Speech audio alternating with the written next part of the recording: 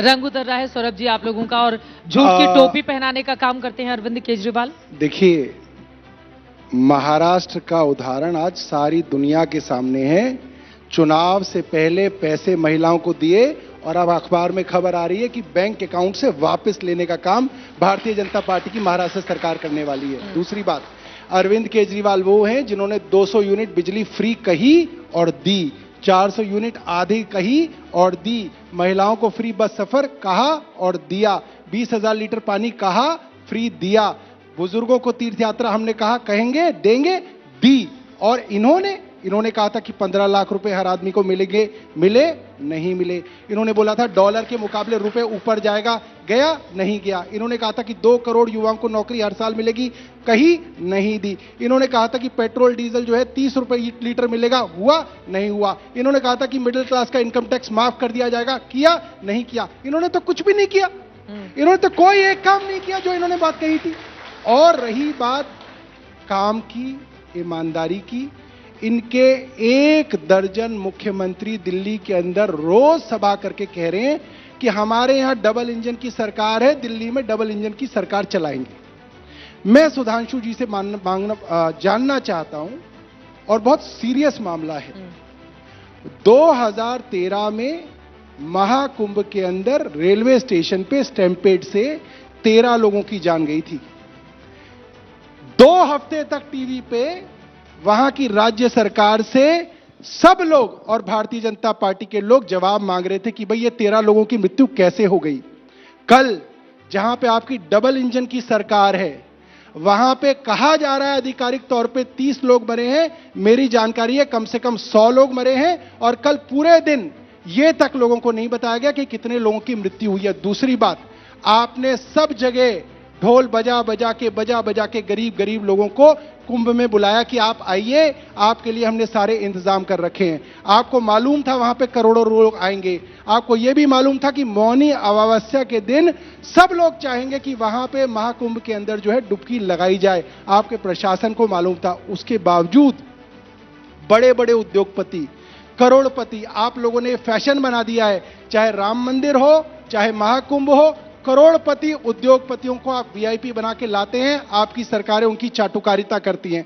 उसके कारण पिछले 1 हफ्ते से टीवी पे आ रहा है कि इन वीआईपीज की वजह से जो आम आदमी है, जो 1 हफ्ते की छुट्टी लेके महाकुंभ देखने गया, जो 1 साल की अपनी सारी की सारी सेविंग्स खर्च करके महाकुंभ गया, जो छोटे छोटे बच्चों को, अपनी बूढ़ी मां को महाकुंभ दिखाने ले गया, सर पे पोटली रख के 20-20 किलोमीटर पैदल चल के महाकुंभ में पहुंचा, वो सारे के सारे लोग जो है कॉकरोच की भांति, बेचारे कीड़े मकोड़ों की भांति आप लोगों ने वहां पे साइड पे कर दिए, और बड़े बड़े उद्योगपतियों को आपने वीआईपी बना के जो है महाकुंभ का दर्शन कराया, जिसकी वजह से वहां पे 100 से ज्यादा, मेरी जानकारी है 100 से ज्यादा लोगों की मृत्यु हुई। और आप इतने निर्दयी है आपकी सरकार कि आपने उनकी लाशों तक को नहीं रखा, उनके रिलेटिव्स को कह दिया कि आप खुद ही लाश ले जाइए, ताकि आपको सरकार को उन आंकड़ों को छुपाने का मौका मिले। हमारे पास वीडियोज आई, इनकी सरकार ने आंकड़े नहीं बता कि कितने लोगों की मृत्यु हुई, वहां पे वीडियोज आ गए, जमीन पे लाशें पड़ी हुई हैं। अरे भैया, जो महाकुंभ के लिए आपके बुलावे पे आए थे, जमीन पे उनकी लाशें जो है आपके अस्पताल में पड़ी हुई थी। कम से कम आपने जीते जी उनकी इज्जत नहीं की, उनकी मृत्यु के बाद उनके मृत शरीर की तो इज्जत कर देते, कम से कम उनको कफन ही दे देते। जमीन पे किसी के ऊपर से शर्ट उतरी हुई है, किसी का कुछ उतरा हुआ है, बहुत बहुत बहुत शर्म की बात है। और ये सिर्फ हमारे देश के लिए नहीं, पूरी दुनिया के अंदर आपने डंका पीटा कि महाकुंभ में ये है, महाकुंभ में वो है, ऐसा इंतजाम किया है, ऐसा इंतजाम किया है। आज पूरी दुनिया के अंदर हमारा नाम जो है नीचे जा रहा है। क्यों? 144, सारी दुनिया क्या कह रही है, 144 साल के अंदर भारत के अंदर महाकुंभ मना, सबको पता था करोड़ों लोग आएंगे। क्या इतनी बड़ी सरकार जो अपना ढोल खुद ही पूरे विश्व में पीट रही है, वो एक इंतजाम भी नहीं कर पाई? ठीक है, क्यों नहीं कर पाई? आप ये बताइए, इसके लिए कौन लोग जिम्मेदार है? अगर आपके मुख्यमंत्री जिम्मेदार नहीं है, तो आपके प्रशासन में कोई तो जिम्मेदार होगा, कोई तो डीआईजी हो जिसको आपने सस्पेंड किया हो, कोई तो डीसी हो, डीएम हो जिसको आपने सस्पेंड किया, आपने नहीं किया। क्यों नहीं किया? मैं उसका कारण भी बताता हूं। क्योंकि आपके प्रशासन के लोग लगातार आपकी सरकार को कह रहे थे कि आप इसको पॉलिटिकल इवेंट बना रहे हैं, इसकी वजह से करोड़ों लोग यहां पे आ रहे हैं, यहां पे स्टैम्पीड होने का खतरा है। आपके पास इतनी मैनेजमेंट नहीं थी, मगर आपने उस बात को इग्नोर किया, ठीक है। उनकी बात को आपने नहीं माना और जबरदस्ती एक पॉलिटिकल इवेंट बनाने के लिए आपने इतने सारे लोगों की अब वहां पे जवाब ले मृत्यु लीजिए। कराई, ठीक है। वरना आप अब तक किसी ना किसी बड़े अफसर को सस्पेंड कर चुके होते। अब मैं जवाब देना चाहता हूं। महाकुंभ में जो घटना हुई वो दुखद और हृदय विदारक है और केंद्र और प्रदेश सरकार दोनों ने बहुत संवेदनशीलता के साथ इस पर प्रभावी कार्रवाई की है। प्रधानमंत्री जी ने एक दिन में 4 बार मुख्यमंत्री जी से बात की और न्यायिक जांच गठित की जा चुकी है। मगर जो ये पॉलिटिकल इवेंट कह रहे हैं, तो मैं चुनौती से कहता हूं दुनिया का कोई पॉलिटिकल इवेंट बताइए जिसमें 8 करोड़ लोग आते हो। मनुष्य जाति के ज्ञात इतिहास की सबसे बड़ी गैदरिंग थी। मोजेस और मेसोपोटामिया के जमाने से 5000 साल की हिस्ट्री में बताइए एक उदाहरण जहां पे एक दिन में 8 करोड़ लोग हो। और उसके बाद आप वीआईपी की बात करते हैं, मैं चैलेंज करके पूछता हूं 28 और 29 जनवरी को एक वीआईपी का नाम बताइए। बात इसकी नहीं है। दुखद इस बात पे लगता है कि जितना दुख हमें पीड़ा होती है कि महाकुंभ में हुए लोगों की मृत्यु के ऊपर, उससे ज्यादा दिल इस बात के लिए वो होता है कि सोशल मीडिया में लोग उसके लिए इमोजी बना रहे हैं, उसके लिए मजाक वाले मीम्स बनाए जा रहे हैं, उसके लिए हंसने वाले वो बनाए जा रहे हैं। इतना दुर्दांत और इतना घटिया स्तर की सोच कोई कैसे रख सकता है? यह सोचने की बात है कि इतने महान इवेंट में जो बृहस्पति ग्रह के रोटेशन के ऊपर होता, फिर मैं चैलेंज करके कह रहा हूं दुनिया में सूरज और चांद के बेस पे होने वाले त्योहार देखे होंगे।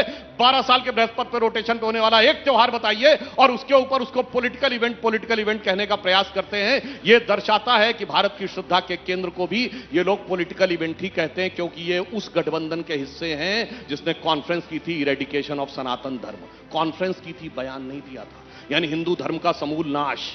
ये वो लोग हैं जिनके समर्थक लोगों ने दुनिया में कॉन्फ्रेंस की थी 2021 में, डिसमेंटलिंग ग्लोबल हिंदुत्व, यानी वैश्विक स्तर पर हिंदुत्व को ध्वस्त करना। इसलिए इनके मन में इस प्रकार की बात आती है। हम बिल्कुल ईमानदारी से यह बात कहना चाहते हैं कि जो बात योगी जी ने कही कि कुंभ में डुबकी लगा के दिखाइए, तो आप डुबकी लगा के दिखा पाएंगे यमुना में? नहीं दिखा सकते। जहां की वो घटना थी उस विषय के ऊपर हम पूरी संवेदनशीलता से कहते हैं। पर एक और बात मैं कहना चाहता हूं, दुखद घटना थी पर यह भी याद दिलाना चाहता हूं, 2015 में हज में भगदड़ हुई थी, 2000 से अधिक लोग मारे गए थे। मैं चुनौती से कहता हूं एक व्यक्ति का बयान दिखाई जिसने इमोजी बनाई हो। एक व्यक्ति का बयान दिखाइएगा जिसने इस बात को लेकर आलोचना की हो। आलोचना करना आपका अधिकार है, मगर मजाक बनाया हो तो बताइएगा। और यहां धार्मिक श्रद्धा के केंद्र के ऊपर इमोजियां बनाना बहुत दुखद है। अब मैं इनके पहले वाले प्रश्न पे आता हूं, जो इन्होंने कहा कि पुरानी बातें। अरे साहब छोड़िए, पुरानी बात पे क्या क्या कहेंगे। मैं राजनीति में नहीं आऊंगा, सारी संसद चोर है, बच्चों की कसम खाते हैं कि कांग्रेस का समर्थन नहीं लेंगे, गाड़ी नहीं लेंगे, बंगला नहीं लेंगे, फलाना नहीं लेंगे, ये नहीं लेंगे, वो नहीं लेंगे। और मुझे चाहिए जन लोकपाल। वो टोपी कहां गई? टोपी जनता को पहना दी। कहते दिल्ली में तो पूरी सरकार नहीं है तो लोकपाल नहीं है, पंजाब में तो पूरी सरकार है, वो लोकपाल कहां है? और इनकी पार्टी में एक लोकपाल थे एडमिरल रामदास, वो कहां चले गए? उनको भी फेंका दिया। मुझे लगता है इससे ज्यादा बदलता हुआ चरित्र जो चीफ मिनिस्टर ये कहते थे कि मैं सिक्योरिटी नहीं लूंगा, वो भारत के इकलौते चीफ मिनिस्टर हैं जिन्हें 2 राज्यों की Z+ सिक्योरिटी चाहिए। ये भारत के इकलौते सीएम है कि अपने राज्य की Z+ सिक्योरिटी के अलावा एक और राज्य की Z+ सिक्योरिटी चाहिए, यानी Z++ सिक्योरिटी चाहिए। मुझे लगता है ये मासूम चेहरा बनाकर और लोकपाल की टोपी रख के जब आए थे तो लोगों को लगा था कि शायद कुछ नया करेंगे, मगर उसके बाद इन्होंने इतना रायता फैलाया है कि आज दिल्ली की जनता के मुंह से जानते क्या निकल रहा है? इनकी 10 साल पहले की फितरत और आज की सूरत देखकर कि बड़े मासूम लगते थे मेरे सनम, क्या से क्या हो गए देखते देखते। जिन्हें पत्थर से हमने बनाया सनम, वो खुदा हो गए देखते देखते।